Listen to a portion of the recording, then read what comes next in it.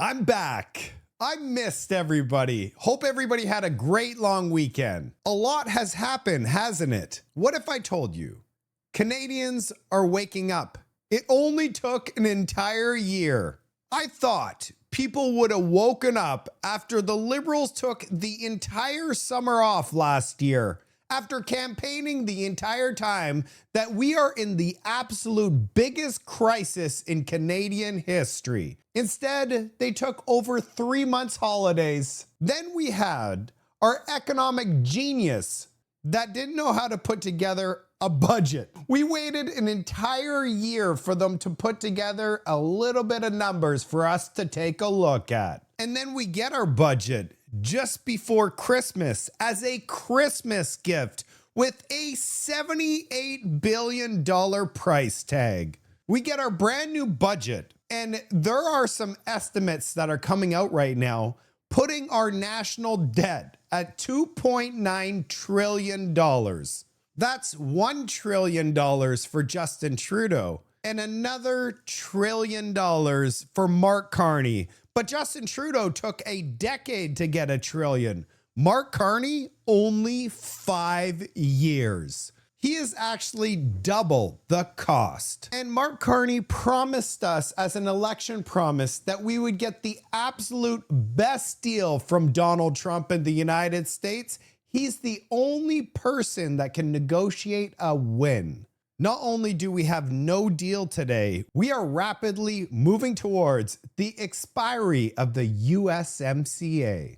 And it's actually unbelievable that we found out we went 6 entire months with 0 negotiations with the US. And then just the other day, an 86-year-old defense board between the two countries since the end of WW2 just got ripped apart. Not by the Americans, but by Mark Carney's very own Davos speech.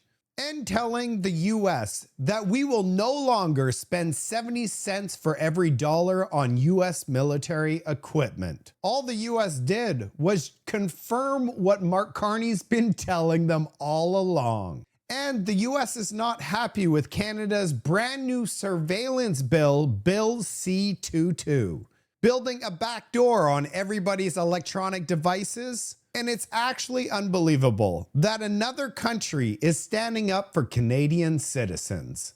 Because we all know the Liberals, they aren't. This is just a friendly reminder that on my channel, truth comes first, number one. I provide data-driven content. These are not opinions that I provide. This is an open discussion. There's no right or wrong answer. And above all else, this is entertainment. Let's get into this report.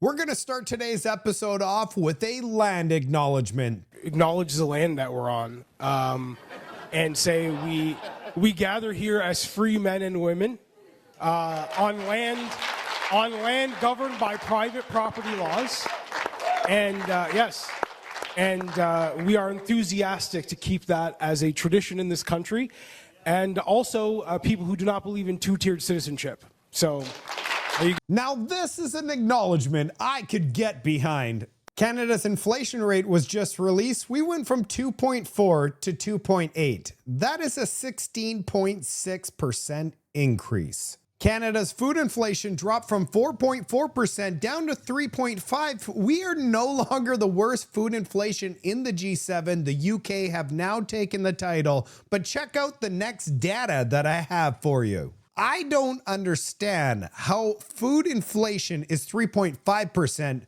Food purchased in stores is 3.8%. Does that mean restaurant prices are coming down? Because every time I go to the restaurant, the prices are astronomical. Maybe one of you could explain to me how this is much higher than food inflation. So if we just look at food purchased in stores at 3.8%, we are still number one in the G7 for food inflation. It just depends Who you believe? Is it StatsCan's 3.5 or is it StatsCan's food purchase in stores at 3.8%? Because many of us, where else are we going to get our food? From the stores. I got a question for you. How many prime ministers in Canadian history have had their very own private umbrella holder? How many? 1, 10, 5, 0. The answer is 0. Never in Canadian history has a prime minister had their very own umbrella holder. The only other person that gets this type of service is a king. We got some brand new data from Statistics Canada, and I cannot believe that they released this information because it exposes the Liberals after they tried to deny for years that carbon taxes makes your life way more affordable.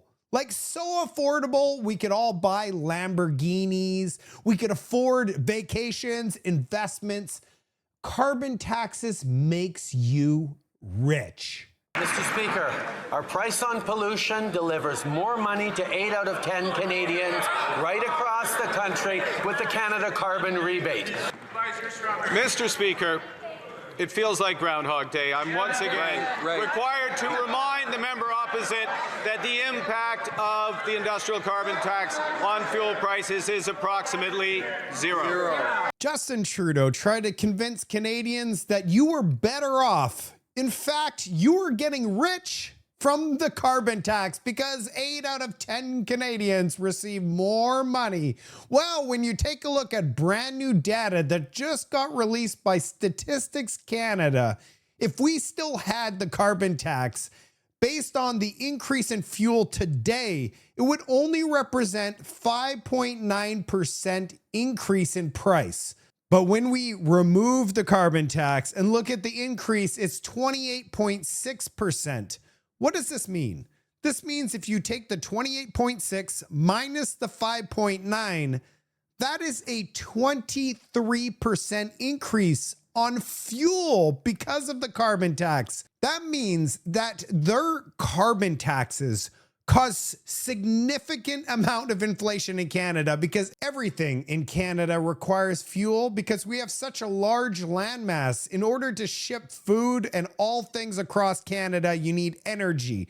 So if you're paying 23% more for energy, who pays? They just hand off the cost to you. That's why when you go to the grocery store and you're wondering, why is the piece of steak double what it was just 4 years ago? Or you look at all other food items, you're like, everything's doubled in price. It's all thanks to their wonderful carbon tax. And now Mark Carney says the industrial carbon tax has zero effect on retail. You don't have to pay for any of it. It just forces industries to pay. If they exceed a certain amount of carbon, they pay. And the ones that get under, they get those wonderful carbon credits. What happens to all the companies that don't want to participate in this carbon system? They just move along to the United States where they don't have to participate in Mark Carney's insane industrial carbon tax program. That's right. That's why $1 trillion worth of investments have flooded out of Canada into the United States because companies are like, why would I come and do business in Canada when just across the border I could do business at half the cost? Talking about liberal lies, we got Pierre Poilievre says, please, Liberals, just save the snowbirds. We have David McGuinty that says, this is false. Canadians can be rest assured that they will be able to enjoy the iconic snowbirds formation for generations to come. I'll be in Moose Jaw on May 19th, which was yesterday, to say more. Well, May 19th came and the Snowbirds team grounded. He came out and said they're grounded until year 2030 while new planes are purchased. What? He promised us the Snowbirds, and then just a week later, he says, well, I'm sorry, we don't have enough money for those Snowbirds. Don't you find it ironic Doreen the Freedom Convoy. Oh, those Canadian flags, those are bad. No Canadian flags. You cannot be patriotic. And now the Liberals say they want Canadians to be patriotic and wave those Canadian flags proudly. Well, at the same time, they're dismantling Canada's long-standing traditions. The Snowbirds represents a Canadian historical icon. Liberals would rather send money to foreign countries for poop signs, like the poop signs in Ghana, $20 million. Let's check out this breaking news report. We're throwing out $30 million that actually kept the jets flying to 2030. So why are we throwing that away, and why are we grounding the jets now? If there was a problem with the jets, the squadron would have raised their hands and would have said, we've got a problem, we can't fly these jets, we need to ground them. Or the engineer within the team would have said, the chief engineer, we can't do this. But that's not what we heard. What we heard was from the government, and there's no desire. And at a time when we need to, fly our flag more and hold on to the emblems and iconic emblems that are within our country, we're throwing that away. Canadians want to be inspired by Canadians. We're throwing out $30 million. Can you believe it, Canada? It's almost as if they want to strip away Canadian history so that we forget our ancestors. Just like our Canadian passport, removing all of the Canadian icons to be replaced by Justin Trudeau playing at a cottage at a lake, and snowflakes and different weather conditions as opposed to our icons. But don't worry, Canada. The Government of Canada newsroom has just announced that the Canadian government is investing $258 million to protect the whales. The whales! They continue to come up with hundreds of millions of dollars, and this one is to protect the whales. I'm really wondering if the $258 million is going to go towards policing the waterways from jet skis. This is from just 1 month ago, just off of Stanley Park in Vancouver. Whoa, that is a jet ski that just hit a whale. That's oh my God. I really wonder if our money is going to be going towards preventing this. Let's move on to Mark Carney today, explaining why we don't have affordable housing in Canada. It's because Canadian government has not been involved in building homes. Then he admits of building absolutely zero homes in an entire year of forming government. I don't know what you would call a failure, but this is insanity. We have not, part of the reason why housing is not affordable is we haven't built affordable housing. We haven't built housing at scale for, for those social strata, and we need to change that. What we're doing, and look, Gregor's Build Canada Homes has only been in operation 6 months. Is it 6 months now? So happy 6-month anniversary. We've already got on the order of 11,000 homes that will, of that quality, which are deeply affordable, built with Canadian materials, 25% cheaper, 25% lower emission, that are either breaking ground or about to break ground, and you can see the ramp up. So there's that level of action on affordability. It's zero.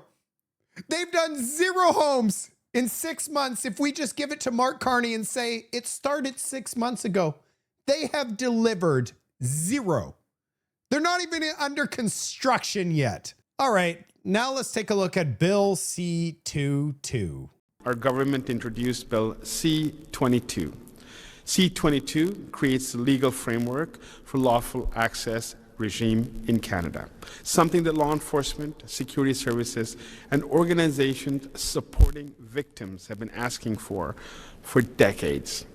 This new bill has its roots in former Bill C-2, but it is not the same. Out of all the bills that the Liberals have introduced in recent years, this one is by far the absolute worst. Let's turn every single piece of electronic that Canadians own into listening devices. Does that make any sense to you? I thought in Canada, you're innocent until proven guilty. But this new bill, you are guilty. We're going to record you for an entire year, keep it on a server, and get this, any country on the planet could ask for your personal information that's stored for a year and receive it. This is pure insanity. You're not going to believe this. The Canadian government has come out. Let's just read this here. All G7 Five Eyes partners and most EU countries have lawful access framework that includes technical obligations for electronic service providers. They actually got community noted for this.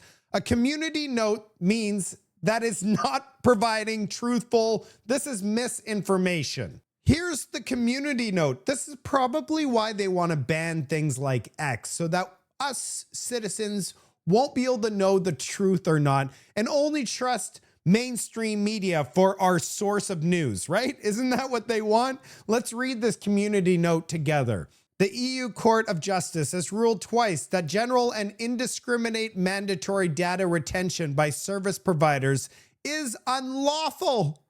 Unlawful, meaning most EU countries lack equivalent framework to Bill C-22 metadata retention requirements. We're the only country on the planet that is doing something like this. They also posted this one, which also got community noted. It's like they're getting community noted one after another, specifically for this bill. Bill C-22 would not require electronic service providers to retain browsing history or a log of social media activities. In fact, it would protect against making any regulations that would require this information to be shared. Let's take a look at the community note. BC22 authorizes regulations requiring providers to retain categories of metadata transmission data for up to 1 year. Privacy experts have raised concern that metadata can reveal sensitive communication patterns. You know, these liberals, they try to sell you something, but the public obviously sees right through it. You would need thousands of people to agree with this statement for it to be a community note. Can you believe it? There's actually another community note. Actually, it just goes on and on, but this one's pretty important. Public Wi-Fi is convenient, but using an unsecured public network can bring increased risk. Using a VPN protects your data. Learn more here. Check out this community note. Bill C-22 could require providers to keep metadata, letting officials demand users' info with weaker legal grounds and force backdoor access to VPNs and text services, weakening security and privacy for users. VPNs have threatened to pull out of Canada as a result. You can't make any of this stuff up, Canada. So they're telling you to use a VPN to protect your data, but then they're also building a back door. At least we have community notes. This is nice to see, isn't it? The number of companies that are opposed to this thing has exploded, which includes Meta, like Facebook, Instagram. They're opposed. Apple is also opposed. Windscribe VPN, Canada's provider. Shopify, the number one company in Canada, is like, yeah, this is not going to happen. Signal, NordVPN, they're all like, if you continue with this, we're all out. Like, imagine you go to the store and you can no longer buy an Apple device because our genius government wants to build a backdoor on everything. Did you know that any police force on the planet could request and obtain access to any Canadian personal information, as seen right here? It's like, who invents this stuff? Who actually creates these bills? Are liberal supporters even aware of any of this? Like, this is absolute insanity. And to top it all off, Minister Gary asked, Gary, Mr. Gun Grab, he came out and says tech CEOs are just misinterpreting the law. What? Tech giants are just experiencing it differently. They don't understand how to read law. I mean, you literally can't make any of this stuff up, Canada. And an unbelievable turn of events. Lloyd Smucker, and I said this at the beginning of the show, a U.S. representative, part of the U.S. government, has come out and they're opening an investigation against the Liberal government. They're actually looking out for us little guys in Canada. It's unbelievable. All of these discriminatory regulations that they're bills that they're moving forwards with. The US is like, what are you doing in Canada? This is Section 301 investigation. I mean, the US is now putting pressure on the Liberal government. Hopefully that's enough for them just to stop, but we'll see. And the biggest news since Mark Carney became prime minister is this. The US have officially ripped up an 86-year-old agreement, a defense board relationship, 2.6 million views. Why? Because this is the rupture, a massive rupture in our relationship. We used to share military information across the border to keep each other safe. Well, that's all gone and finished. And it's all because of Mark Carney's Davos speech. Oh, and Mark Carney said, we're no longer spending 76 cents for every dollar on U.S. military equipment. The U.S. relationship is officially over. So now the U.S. is actually saying, we're just agreeing with Mark Carney now, and we're not going to be providing you guys any security. You guys are on your own, Canada, and you could thank Mark Carney for that. You don't believe me? This comes straight from Mark Carney's mouth.